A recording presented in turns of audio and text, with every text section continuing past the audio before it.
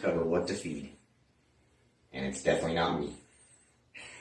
Okay, so these animals, the Asian water monitors, are full carnivore animals, okay? Not omnivore, not herbivore, full carnivore. We're talking a whole prey diet. And when I say that, I'm meaning like raw chicken, raw fish, raw turkey, ground beef, venison, turkey legs, turkey necks, chicken gizzards, chicken hearts. What else do you like? Frog legs? Huh. We like quail. Love quail and quail eggs and chicken eggs. Love scrambled eggs.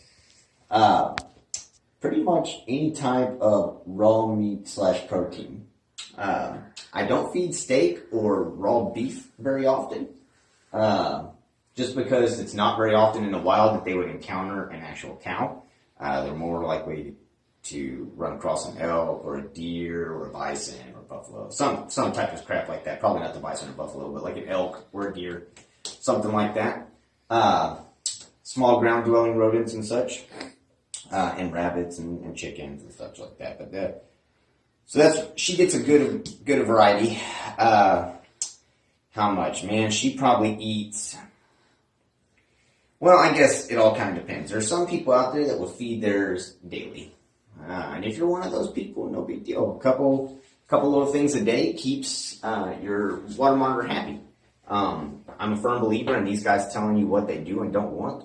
Everybody in my household kind of sits on the same schedule except for just a few random ones that don't eat on the same schedule, but everybody eats around every 3 to 4 days here. As babies, honestly, up to the first year to year and a half, they will eat daily. And then we go to every other day till about 2 years old, and then every 3 to 4 days after that as an adult. Just because I don't need to power feed them, I keep them nice and healthy. So yeah, feeding these guys, man, use tongs. Use tongs.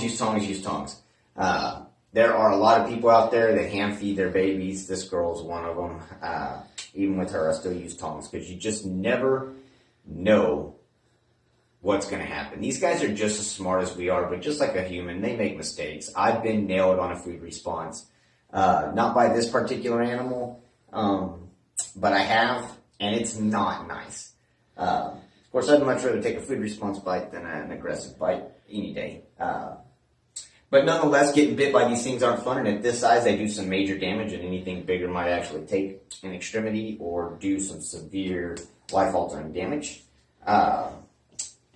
So yeah, they're not going to try and eat most things. I've never had an issue with my Asian water monitor going around the house and finding something that he or she thought was tasty and eating it. Although I've heard stories of people's water monitors eating things they shouldn't, like Legos and Tide Pods and such like that. We don't keep those type of things out for them to get to. I've never had to deal with that type of stuff. They've never tried to choke anything down that's not food. We handle them pretty much a lot. So these guys are really intuitive and in line with what's food and what's not. So it's really nice on my end.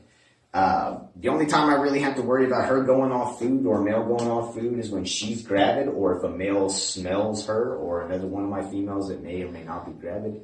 That will send a male to go off food, which sucks. I got one that's doing that right now.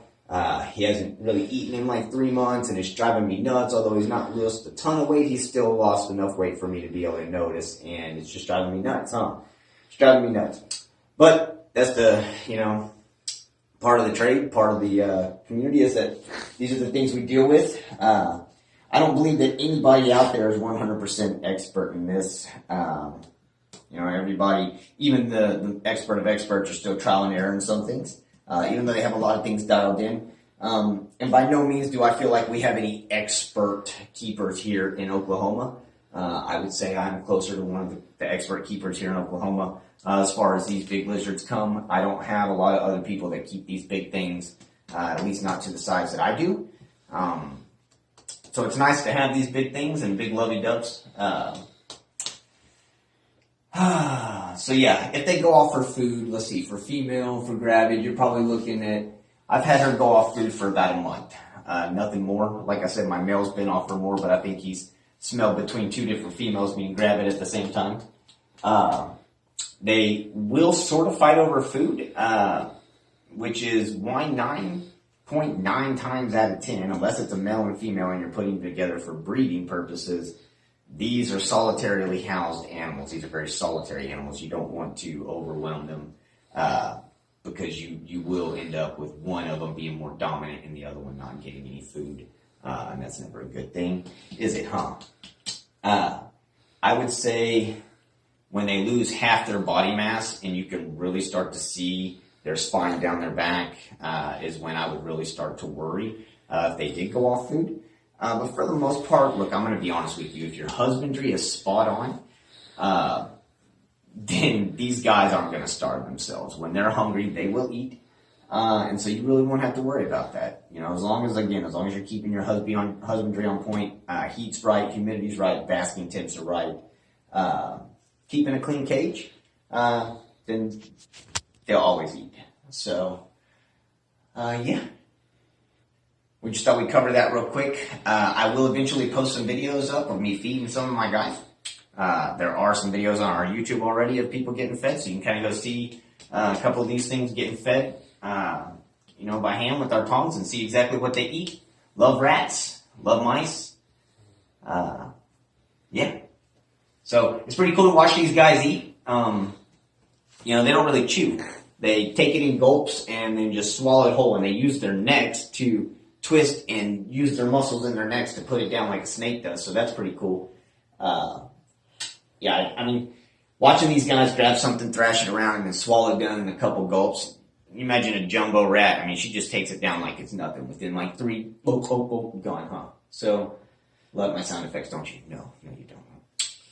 So, anyway, I appreciate y'all sticking in for this video too. If there's any comments or questions, please feel free to like, share, and comment down below. Thank you. I want to take a minute to say Happy Veterans Day to all you veterans out there. It really cuts home for here at Red Dirt Reptiles. My wife Christina's in the military, has been for over 10 years, still in. One of these days, maybe she'll get out and we'll get to spend some time together all the time, but just maybe. Anyway, we really appreciate all the sacrifices that you've made, that you are making, and that you will make down the road. And my wife Christina, just want to say thank you to her for her sacrifices for the decade and a half that she's been in and all the sacrifices that you've made. So thank you very much. Thank you, baby. This woman right here is the best in the world and the reason why I do anything and am able to chase this dream and do the things that I'm doing right now. So big shout out to you. And so thank you again to all you veterans out there. Happy Veterans Day. Stay tuned.